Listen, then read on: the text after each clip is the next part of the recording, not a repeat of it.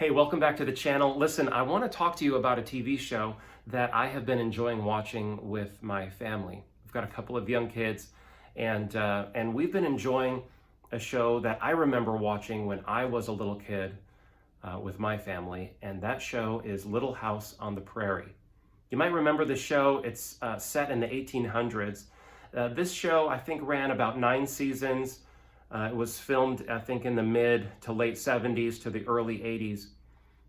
Michael Landon stars as Charles Ingalls. He was also the executive producer.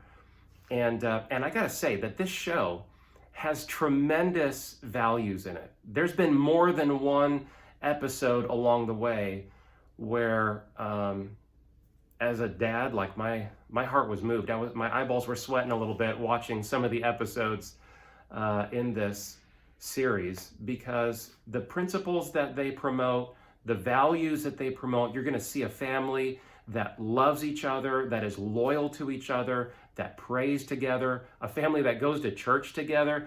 You just don't see writing like this on television anymore. If you know of a show that does that, that's being produced today, I'd love to hear, leave a comment below. Listen, I'll just sort of give you a sample of something you might find when you go to watch Little House on the Prairie. Episodes 1 and 2 from season 5. The family has moved to another state. Their oldest daughter, Mary, has lost her sight and has gone to a school for the blind. She had dreamed of being a teacher, and now she's going to become a teacher for the blind at this school. Her career move coincides with the entire family deciding to move, because the little town that they were living and working in is basically shuttering up. Everyone's moving away. The railroad is expanding, and as the railroad expands and buys up land, it has begun to choke off business to this little town, and everyone packs up and moves. So they just decide, hey, we're going to move, and we're going to go be near our oldest daughter. She's going to start a life there at the school for the blind. And even though the parents are kind of reluctant, it's a larger city setting, and they didn't want to deal with that, they do it because they did make this decision as a family. And Carolyn, the mom, she gets a job as a waitress and a cook in a hotel where they're temporarily living until they can get on their feet. They don't have any money. They're totally starting over as a family. Charles is basically doing janitorial work around the hotel, and Mary's birthday has come up. They have no money to celebrate with. So the dad goes out and goes to the pawn shop, pawns off his fiddle so he can have a few dollars to give to his wife to go out and buy a hat for their daughter's birthday. Well, I'll just cut to the end of the second episode, and the family is gathered together at the restaurant after hours where their mom works, and they're having a birthday celebration. And Mary makes this moving speech about how she already has everything that she needs or wants because her family is around her on her birthday, and that's all she needs. And then she pushes the package away because she wants her dad to open the birthday present. Well, you come to find out that when Carolyn went out shopping for the hat, she walked by the pawn shop, and she saw the fiddle, she put it together, and in that box is Charles' fiddle when he opens it. And then Mary says, "Would you play a song for me on my birthday, Daddy?" And so he's playing the song. They're clapping. My eyeballs are sweating, right? It's this awesome moment, and you just don't get moments like that very often in TV shows about families anymore.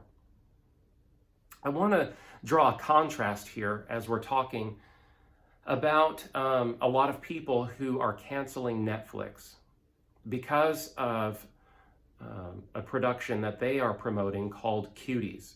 Maybe you've already heard about this.